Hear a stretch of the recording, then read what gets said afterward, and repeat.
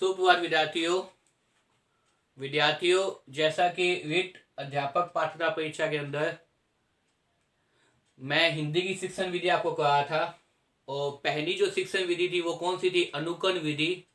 उसके कई भाग बनाकर मैंने अपने यूट्यूब चैनल पर अपलोड कर दिए हैं।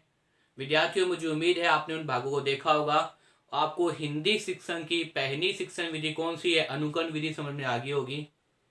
इसी क्रम में विद्यार्थियों, आज मैं आपके सामने दूसरी जो विधि है, कौन सी है विद्यार्थियों, ध्वन्यात्मक विधि। वो क्या होती है, किस प्रकार से जो है विद्यार्थी ध्वन्यात्मक विधि का उपयोग करते हैं, इससे संबंधित एक वीडियो अपने यूट्यूब चैनल पर अपलोड करूंगा। विद्यार्थियों, जैसा कि मैं कहता हूं कि अगर मेरे द्वारा बनाई वीडियो आपको पसंद आए तो लाइक कीजिए, शेयर कीजिए, कमेंट तो आप करते हैं विद्यार्थियों। इसके साथ ही विद्यार्थियों, जिन भी विद्यार्थियों ने अब तक मेरे चैनल को सब्सक्राइब नहीं किया वो मेरे चैनल को सब्सक्राइब कर लीजिए, क्योंकि मुझे जब भी समय मिलता है, जब मैं ईट की वीडियो बनाकर अपने चैनल पे अपलोड कर देता हूं, जैसे ही आप मेरे चैनल को सब्सक्राइब करेंगे और घंटी के बटन को दबा देंगे, तुरंत आपके पास नोटिफिकेशन आ जाएगा कि सर ने क्या किया, एक वीडियो अपलोड कर दी है, आपकी जो है तैयारी चलती रहेगी। तो देखिए विद्यार्थियों, दूसरी विधि कौन सी है, ध्वन्यात्मक विधि। ध्वन्यात्मक विधि का नाम देखिए विद्यार्थियों, ध्वन्यात्मक विधि का मतलब क्या होता है, ध्वनि। सबसे पहले तो नाम को समझिए, ध्वन्यात्मक का मतलब क्या है, ध्वनि पर आधारित विधि। ध्वन्यात्मक, इसका मतलब क्या हुआ, इसका होता है ध्वनि पर आधारित विधि।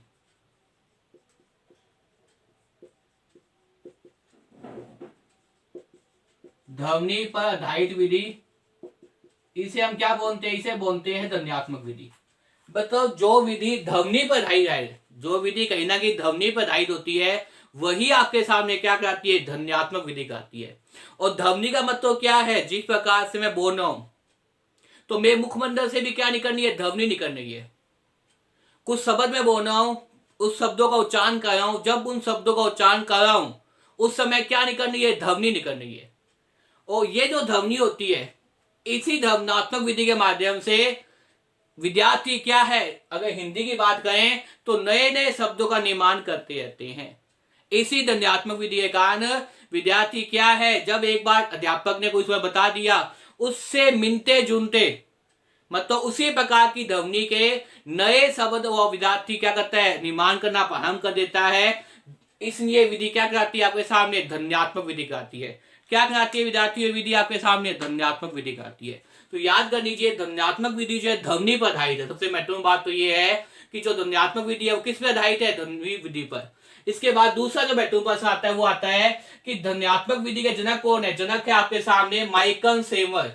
नाम याद कर लीजिए, सीधा प्रश्न आता है कई बार रीट अध्यापक पात्रता परीक्षा के अंदर कि ध्वनि विधि के जनक कौन है, ध्वन्यात्मक विधि के जनक कौन है। तो जनक का नाम याद कर लीजिए, वो है माइकल सेमर। क्या नाम है विद्यार्थियों, माइकल सेमर। ध्वन्यात्मक विधि देने वाले, जनक का मतलब क्या होता है, किसने ये विधि प्रतिपादित की, कौन इस विधि को लेके आया। तो ये विधि लाने वाले कौन थे आपके सामने, ये थे आपके सामने माइकल सेवर। कौन थे विद्यार्थियों, माइकल सेवर। तो याद कर लीजिए विद्यार्थियों की ध्वन्यात्मक विधि अर्थात ध्वनि विधि, जिसे ध्वनि विधि पर आधारित है, और ध्वन्यात्मक विधि के जनक कौन है, माइकल सेवर। माइकल सेवर ने क्या है, वास्तव में ध्वन्यात्मक विधि पे काम किया और हमारे सामने एक विधि प्रस्तुत की। उस विधि का नाम क्या था, ध्वन्यात्मक विधि था। तो एक दूसरा प्रश्न आपके लिए, एक तो ध्वन्यात्मक विधि क्या है, किस पर आधारित है, ध्वनि पर आधारित है। उसके अलावा प्रश्न आता है कई बार पेपर के अंदर कि ध्वन्यात्मक विधि के जनक कौन है। तो ध्वन्यात्मक विधि के जनक कौन है, वो है माइकल सेवर। कौन है विद्यार्थियों, माइकल सेवर। अब देखिए वास्तव में ध्वन्यात्मक विधि क्या चीज होती है वो समझने का प्रयास कीजिए। अब इनके अनुसार, क्योंकि इन्होंने विधि प्रतिपादित की है, तो इस विधि के बारे में इनसे अच्छा तो कोई जानता ही नहीं है।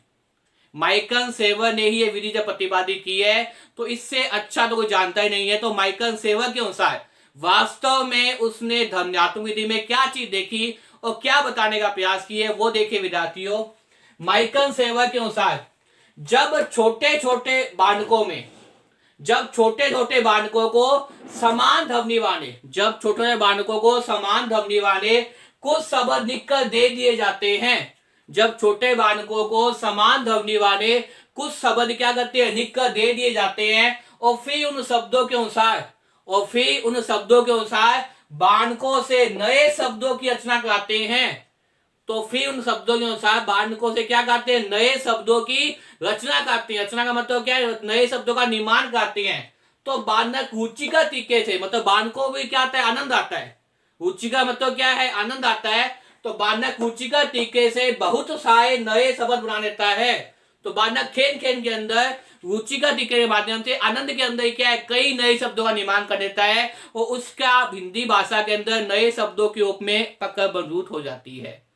तो देखिए विद्यार्थियों, द्वंद्वात्मक विधि के अंदर कि जब छोटे बालकों को समान ध्वनि के, जब छोटे बालकों को समान ध्वनि वाले, जब छोटे बालकों को क्या कहते हैं भाई, इंपॉर्टेंट चीज क्या आपके सामने, समान ध्वनि वाले, जिनकी ध्वनि लगभग एक समान है, जो देखने में भी क्या दिखाई देते हैं आपको, समान ध्वनि वाले दिखाई देते हैं। तो महत्वपूर्ण चीज ये है आपके सामने कि समान ध्वनि वाले क्या है, वाले कुछ शब्द लिख कर दिए जाते हैं। कुछ शब्द क्या देते हैं अध्यापक कक्षा के अंदर, उसे क्या कहते हैं, छात्र को कुछ शब्द लिख कर देते हैं, कुछ शब्द लिख कर दे दिए जाते हैं और फिर उन शब्दों के अनुसार से क्या करते हैं, बालकों से नए शब्दों की रचना करते हैं। क्या करते हैं, नए शब्दों की रचना करते हैं।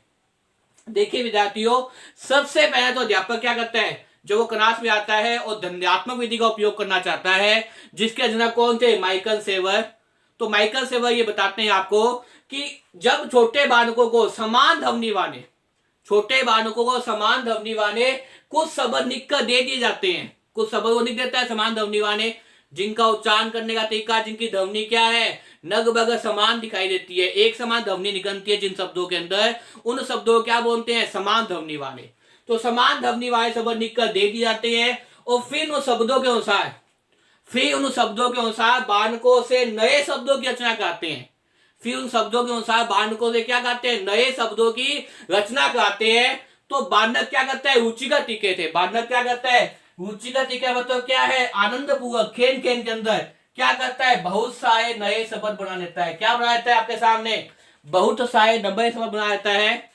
और जब वो बहुत सारे नए शब्द बना लेता है तो क्या होता है, हिंदी भाषा में बात करें तो उसका संबंध भंडार बढ़ता रहता है।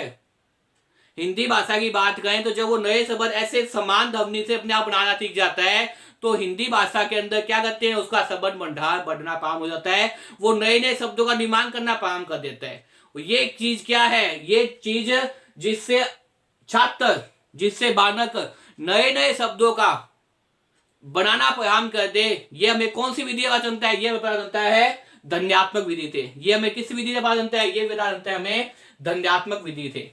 जैसे आपके सामने देखिए ध्वन्यात्मक विधि के अंदर, जैसे वो क्या कहता है, सबसे पहले कम, चन, कन, नम, जैसे वो कौन शब्द का उपयोग करता है, कन, चन, कन, नम। इसी प्रकार से वो क्या करता है, दूसरे शब्द बना देता है, जैसे काम, चान, कान, नाम आदि। इस प्रकार से क्या है, वो किसका उपयोग कर देता है, बालक ध्वन्यात्मक विधि का उपयोग करता है। अध्यापक भी ध्वन्यात्मक विधि के माध्यम से छात्रों के शब्द भंडार को बढ़ा देते हैं। तो मुझे उम्मीद है विद्यार्थियों, इस वीडियो को देखने के बाद में आपको ध्वन्यात्मक विधि समझ में आ जाएगी। बार बार इस वीडियो को देखिए और याद करने का प्रयास कीजिए। धन्यवाद।